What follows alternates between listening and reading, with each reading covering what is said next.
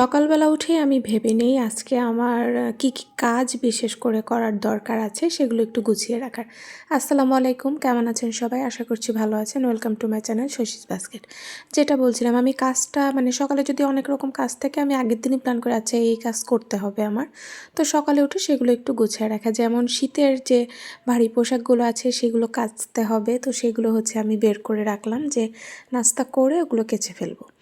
পরে এই যে নাস্তা রেডি করে নিয়ে আসলাম। যে এর আগের ব্লগে আপনারা দেখেছেন যে একটা আত্মীয়র বাসায় গিয়েছিলাম, বাসায় না, ওনারা আমার বাবার এক ফুপু হয়।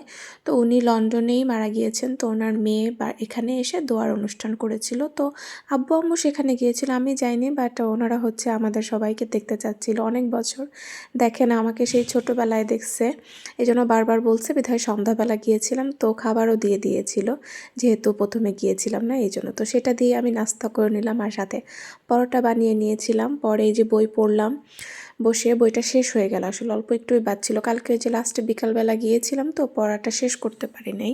আমি সাধারণত বই একদিনে পড়ে শেষ করে চেষ্টা করি, একদিনকে একভাবে পড়ে হয় না আসলে সবসময়। হ্যাঁ, আগে এটা আমার হতো, একটা বই শুরু করলে একবারে শেষ না করে উঠতাম না, বাট বাসায় না হয় না, যতবারই পড়তে যাই আম্মু এসে একটা কথা, এই যে সকালে যে পড়তে গেছিলাম, আম্মু যে কতবার এসে কি এটা জিজ্ঞেস করতেছে, কি এটা বলতেছে, ওটা বলতেছে, হয় না, অনেক কিছু হয়ে যায় সবাই থাকলে। আর ওখানে একা একা থাকতাম, একবারে পড়ে উঠতাম। আর আবার পড়া শেষ হয়ে গেলে এই সব নতুন বই পড়া শেষ, আর কি পড়বো, এটা হয়। থাকে না আমাদের যে একটা জিনিস করতে করতে ওইটার প্রতি একটা কিছুদিন ওরকম ঝোঁক থাকবে, আমার কিছুদিন বইয়ের প্রতি একদম ঝোঁক থাকবে। বই মেলা আসলে মনে হয় বেশি হয়, কারণ আমি যেহেতু অনলাইন থেকে নিচ্ছি, অনলাইনে প্রচুর ছাড় পাওয়া যায়, এই জন্য আমি এই টাইমটাই বই নেই আসলে। তো যাই হোক, বই নিয়ে অনেক প্যাচাল পারলাম, বইটা পড়া শেষ, এই জন্য বইটা ভেতরে রেখে দিলাম। আমার হুমায়ুন আহমেদের বই উপরে থাকে আর অন্যান্যদের বই নিচে। আমি করেছি এটা রিসেন্টলি।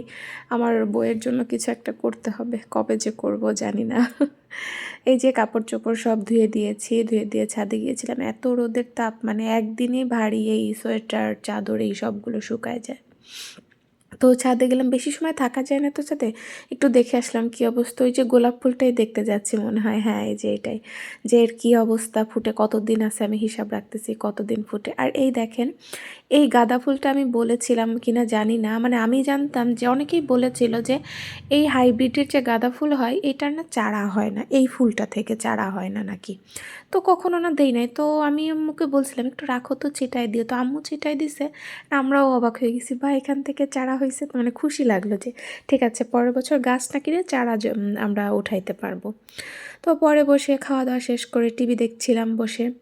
কি দেখছিলাম মনে নেই আমার, এত নিশ্চিত কার্টুনই দেখতেছিলাম হয়তো, বা কার্টুন দেখি, গান শুনি, মুভি। আমি ভূতের একটা মুভি দেখতেছিলাম। আর বড়ই যেগুলো আব্বু পারছিল, টাটকা বড়ই খেতেই বেশি পছন্দ, এরকম লাল লাল পাকা বড়ই আমি খাই না, বাট তারপরেও কিছু করার নেই, ওইটাই নিয়ে খাইলাম। পরে যে বেসনের আগের দিন দেখেছিলেন যে ডাল শুকাতে দিয়েছি, সেগুলো বেসন করে নিয়ে এসছে আম্মু, সেগুলো কৌটায় ভরে রাখছিল। তো আম্মু আর আব্বু যেহেতু রোজা, তো বললো বেসন নিয়ে আসছে, এই যে এই কুমড়ো ফুলের বড়া, এগুলো আম্মু আগের দিন তুলে রাখছিল, বলতেছিল আর একটা আছে ওইটা তুলে নিয়ে আসো। তো পরে আমি ছাদে গিয়ে তুলে নিয়ে আসলাম। এটা একটু মানে ফোটা ফুল কেমন হয়ে গেছে, যাই হোক বুঝে নেন। আর আম্মু আগের দিন আগেই তুলে রাখছিল, সেগুলো ভালো ফোটা আছে।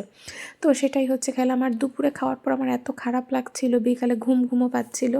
কি খাবো, চা করতে ইচ্ছা করছিল না, কফি খাইতে ইচ্ছা করছিল না। পরে ভাবলাম কড়া করে গ্রিন টি খাই, খাওয়ার পর সত্যিই শান্তি লাগছে, কেমন একটা অস্থির অস্থির লাগতেছিল।